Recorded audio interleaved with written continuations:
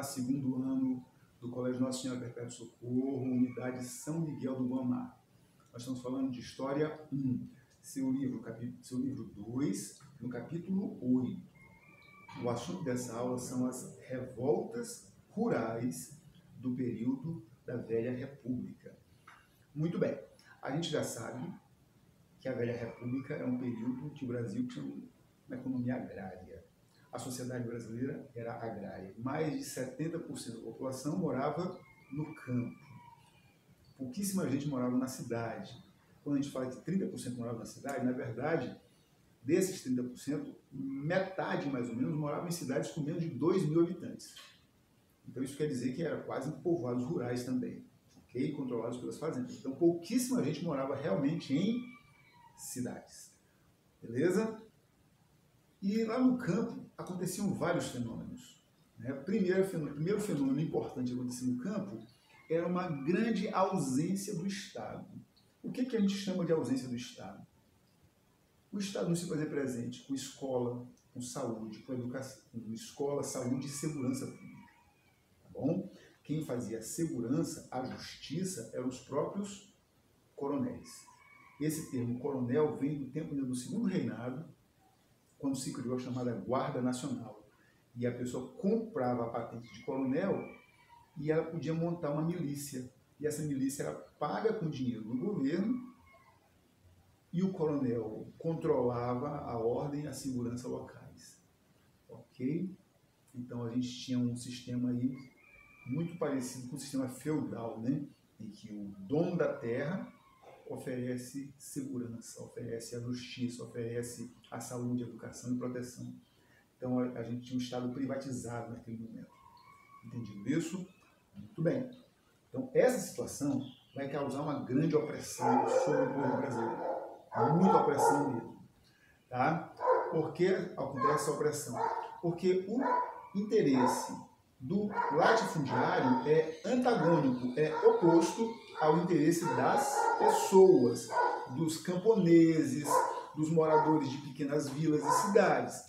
Então você tem dois grupos de interesse completamente diferentes. E quem tem a polícia, quem tem os órgãos de justiça, quem tem o controle da segurança na mão, são os coronéis. Então, por essa razão, a gente tem um processo de opressão muito grande.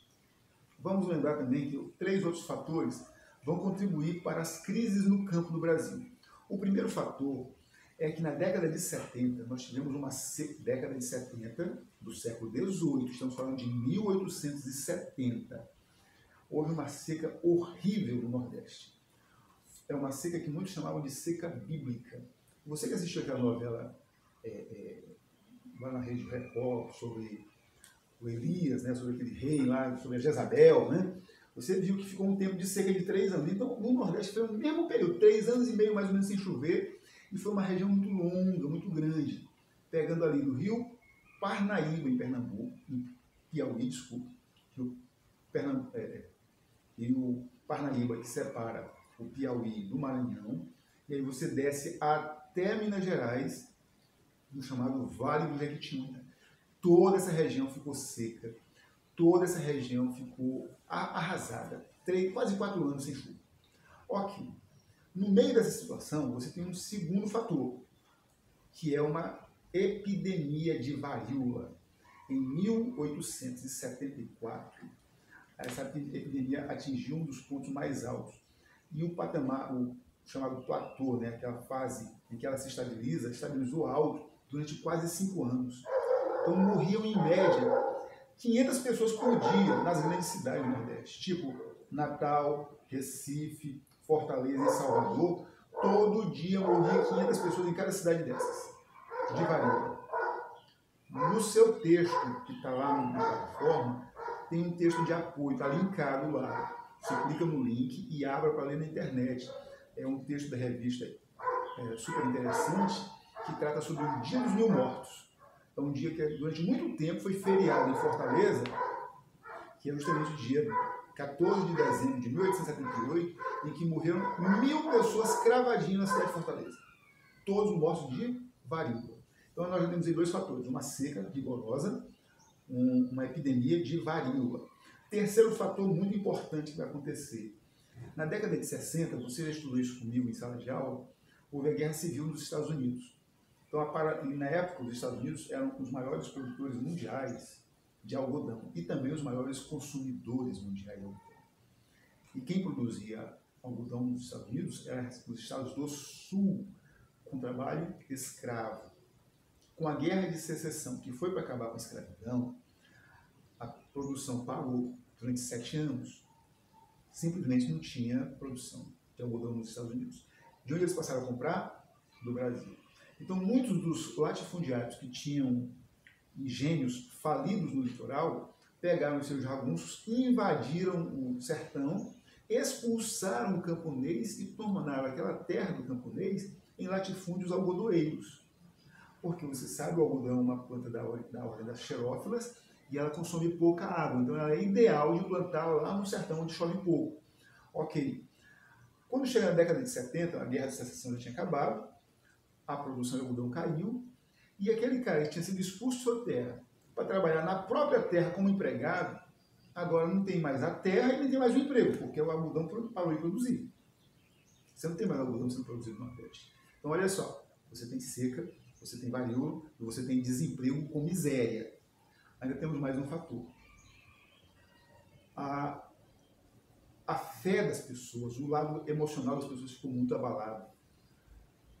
Por que se abalou muito? Naquela época surgiram várias correntes de pensamento, chamado filosofia rústica, né? O que é a filosofia rústica? É aquela filosofia de botequim, de feira, de corredores, né? Que as pessoas conversam. Você que está acostumado de ver seus avós, seus tios, e às vezes até seus pais, conversando com os amigos dele e falando certas teorias filosóficas, né? Isso é chamada filosofia rústica. E dentro dessa filosofia surgiu uma corrente chamada milenarismo. Saiu até uma frase que até hoje muita gente diz: de 1000 passarás, a 2000 não chegarás. Então eles achavam que o mundo ia acabar no século seguinte, ou na virada do século ou no século seguinte. E muita gente diz o seguinte: o próximo é o século 20, 20 é o 2, então acaba na virada do século. E aí eles achavam que o mundo estava acabando. Virou assim um desespero, uma aflição. E de quem é a culpa de tudo isso? Não te esquece que nós estamos falando ali no final do século XIX, quando o Império entrou em declínio e acabou. Então eles olham para a República e dizem a culpa deles. Quando o rei estava lá, não era assim. Agora não tem mais rei. O rei era de Deus, a República do diabo. E aí, não é que eles tivessem ideologia antirrepublicana, mas esse viés de acharem que a República era culpada das coisas, acabou fazendo os movimentos messiânicos, movimentos antirrepublicanos. É por isso que você verá os 2 grandes movimentos, na verdade foram 3 ou 4 muito grandes, mas 2 são mais importantes. Esses 2 interessam para o teu Enem, que são Canudos e Contestado.